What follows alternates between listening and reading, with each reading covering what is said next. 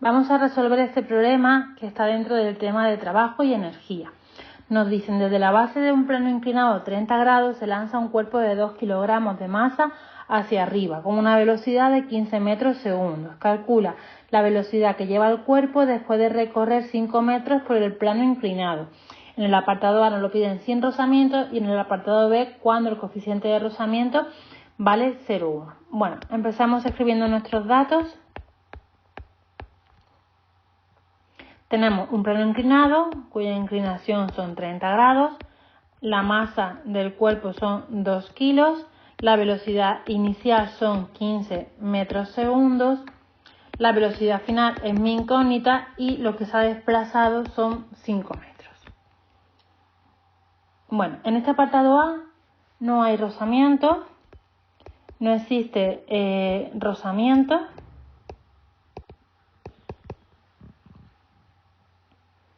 ¿Y qué vamos a aplicar aquí? Pues como estamos en el tema de trabajo y energía, tenemos que usar el tratamiento energético. Y para ello, recordamos que el teorema de las fuerzas vivas me dice que el trabajo total es igual a la variación de la energía cinética. Por otro lado, sé que el trabajo es la fuerza por el desplazamiento, el producto escalar. Esto es mi base teórica para poder resolver el problema. Bueno, vamos a pintar antes de nada nuestro problema, nuestro dibujo. Bueno, nuestro plano inclinado. Aquí tenemos nuestro cuerpo. Esta es la inclinación. La primera fuerza que pintamos, como siempre, es el peso, que como está en un plano inclinado, vamos a descomponer la componente X y la componente Y. Peso Y y peso X. El movimiento, como lo estoy lanzando desde la base, sería en este caso para acá, en este sentido. Y lo que me queda por pintar es la fuerza normal, que como sabéis es una fuerza de reacción por estar apoyado en una superficie. Y esta sería la fuerza normal. En este caso no pinto la fuerza de rozamiento porque no tenemos ningún tipo de rozamiento. Bueno, ¿qué vamos a hacer? Pues igual que en otros problemas, primero calculamos las fuerzas y segundo calculamos los trabajos asociados. Entonces, ¿qué fuerzas tenemos aquí? Pues tenemos el peso, que como siempre es masa por gravedad, 2 por 9,8 es igual a 19,6 newton. Vamos a descomponerlo en su componente X, su componente Y. Ya sabéis que esto es P por el seno del ángulo y esto es P por el coseno del ángulo. Si hago la cuenta, obtengo 9,8 newton y obtendría por el coseno de 30 16,97 newton. Bueno, tal y como vemos en el dibujo, el valor de la fuerza normal en módulo coincide con el valor de peso y lo que pasa es que una tiene un sentido y otra tiene el sentido opuesto. Entonces, numéricamente también tenemos el valor de la fuerza normal y ya no tendremos que calcular nada más porque en este caso en el apartado A no hay rozamiento. Es decir, tenemos la fuerza peso y la fuerza normal. Vamos a calcular el trabajo de cada uno de ellos. Bueno, entonces, el trabajo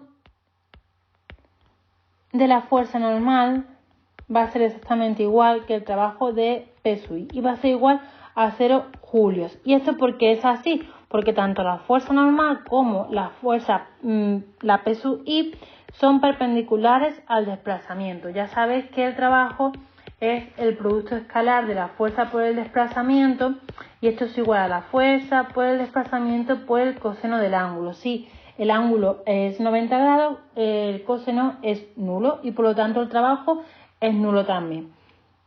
Bueno, por lo tanto, ¿qué me queda por calcular? El trabajo de peso X, simplemente, ¿vale? Que será peso X por el desplazamiento.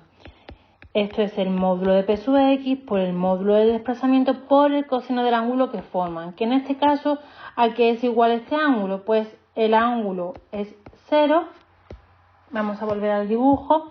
Veis que, perdón, en este caso el ángulo es 180. ¿Por qué? Porque el movimiento va en un sentido y P sub X está en el sentido contrario. Es decir, esto no es 0. Esto es 180. Por lo tanto, el coseno será menos 1. Así, obtengo un valor de, bueno, vamos a sustituir 2 por 9,8 por 5 por el seno de 30 por menos 1. Esto es igual a menos 49 julios. Sería el valor del trabajo correspondiente a P sub X.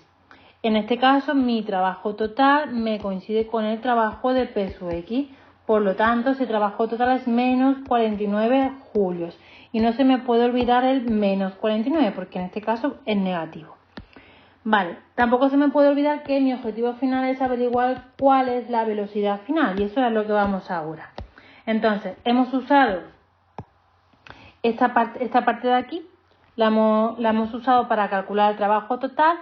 Y ahora vamos a usar esta expresión para poder calcular la velocidad final. Bueno, entonces, tenemos que el trabajo total es igual a la variación de la energía cinética.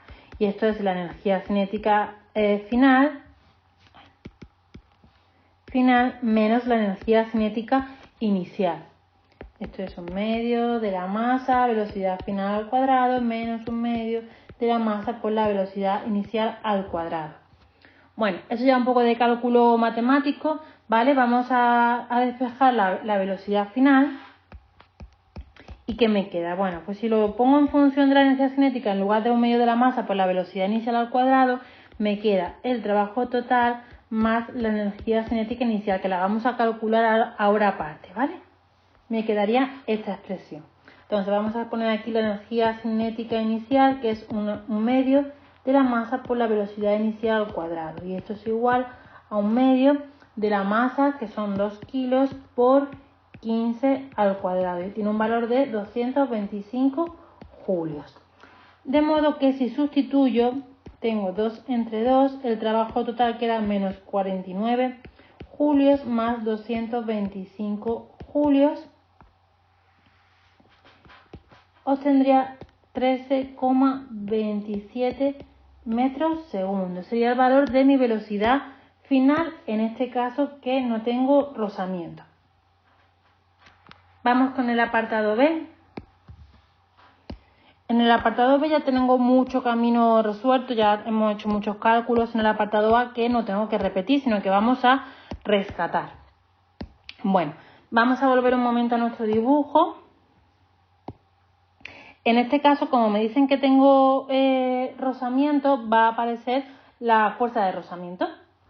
Bueno, vamos a rescatar aquí el dibujo para verlo mejor. Entonces, como tenemos rozamiento, de hecho, nu, vamos a escribirlo, ¿vale? Para no olvidarlo, nu es igual a 0,1, ¿vale? Vamos a pintar esa fuerza de rozamiento que, como sabéis, siempre se opone al movimiento. Entonces, en este caso particular, resulta que la fuerza de rozamiento y P sub X tienen el mismo sentido, ¿vale? Por eso digo en este caso particular. Lo que siempre le ocurre a la fuerza de rozamiento es que siempre se va a oponer al movimiento. Bueno, vamos a calcularla. Es nu por la fuerza normal. La fuerza normal ya la tenía calculada de antes. Tenía su valor numérico. Por lo tanto, simplemente la rescato y punto. La tenemos aquí, que no le hemos puesto la unidad y pone la unidad importante, 16,97 newton. Total, que sería 0,1 por 16,97 newton. Si hago este cálculo, obtengo un valor de 1,69 newton, que sería el valor de la fuerza de rozamiento. Y lo siguiente será calcular el trabajo asociado a esa fuerza de rozamiento. El trabajo de la fuerza de rozamiento pues será la fuerza de rozamiento por el desplazamiento, que sería el módulo de la fuerza de rozamiento por el módulo del desplazamiento por el coseno del ángulo que forma. Y en este caso, al igual que antes, el ángulo es 180. De manera que me queda 1,69 por 3 por menos 1. Que si hago este cálculo, obtengo un valor de menos 8,45 julios. Bien, mi trabajo total en este caso será el correspondiente a P sub X, que ya lo he calculado antes, más el trabajo de la fuerza de rozamiento que lo acabo de calcular. De modo que me quedaría menos 49 julios menos 8,45 julios, que hace un total de menos 57,45 julios. Bien, ya me queda el último paso porque volvemos a recordar que mi objetivo es cuál es la velocidad final. Bueno, podemos usar el despeje que hemos hecho antes porque al fin y al cabo es lo mismo, ¿vale? Vamos a rescatarlo aquí. Teníamos que el trabajo total era igual a la variación de la energía cinética, que es lo mismo que vamos a usar ahora, siendo el incremento de energía cinética la final menos la inicial. Y de aquí despejábamos la velocidad final, que la tenemos aquí despejada. Vamos a usar ese despeje, lo único es que ahora el valor del trabajo total es diferente porque lo hemos calculado, teniendo en cuenta el valor de la fuerza de rozamiento, la contribución de la fuerza de rozamiento, de manera que me quedaría 2m trabajo total más la energía cinética inicial, que es la misma, y si sustituyo mis datos, la única variación es el trabajo total porque ahora hay fuerza de rozamiento, y obtendría, después de resolver, un valor de 12,94 metros segundos. Este es el valor correspondiente a la velocidad final si tengo en cuenta mi fuerza de rozamiento. Como veis, es un valor un poquito inferior al del apartado A, por tanto es coherente porque es una fuerza que se opone al movimiento. Y con esto hemos acabado el problema.